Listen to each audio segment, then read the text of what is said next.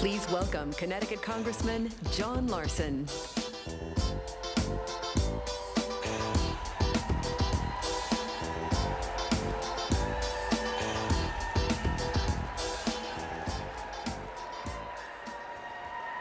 Hello, Connecticut. Hello, everyone back home at Augie and Ray's. Hello, America. Thank you, North Carolina. I'm Chairman John Larson, Chairman of the Democratic Caucus, America's caucus.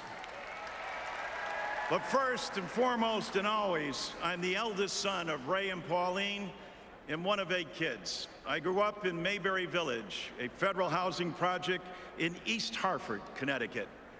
My dad worked as a fireman at Pratt & Whitney Aircraft, where Connecticut's skilled workers and the best machinists in the world build the arsenal for our nation's democracy. When I'd ask my dad why he worked so hard every day, he'd say, "Gotta keep the eagle flying." Keeping the eagle flying was more than a metaphor for building the most dependable aircraft engines in the world.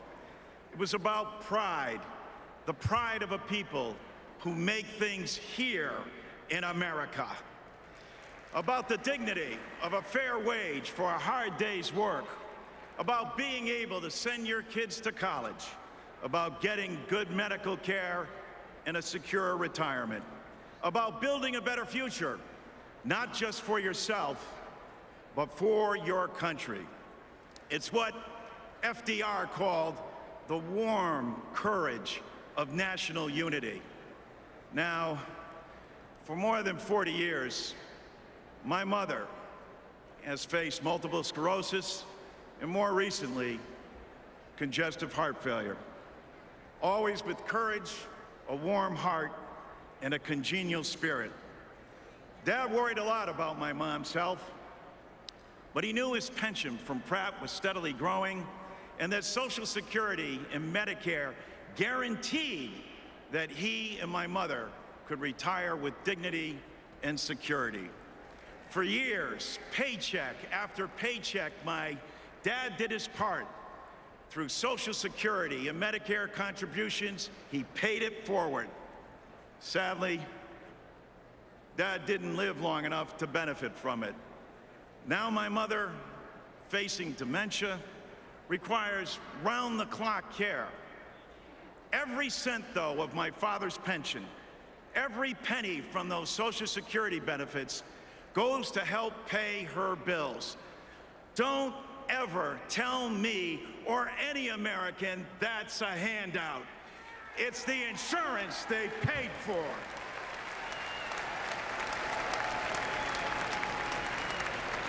Whenever we gather by Mom's bedside, she says to us she doesn't want to be a burden.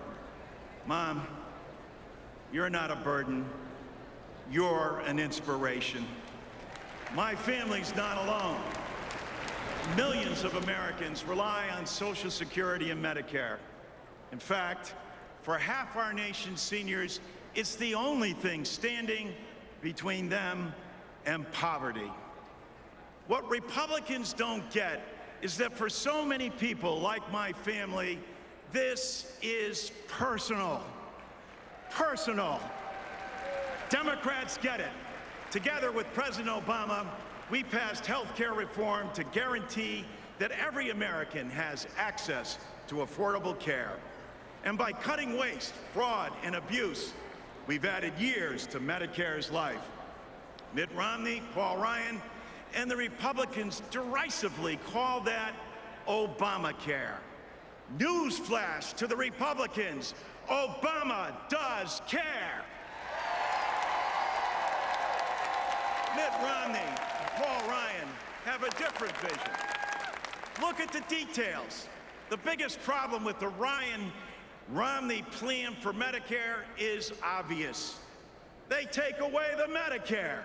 They end the guarantee, hand out vouchers, limit benefits, and force seniors to pay the difference, you ready for this, of up to $6,400 out of their own pockets.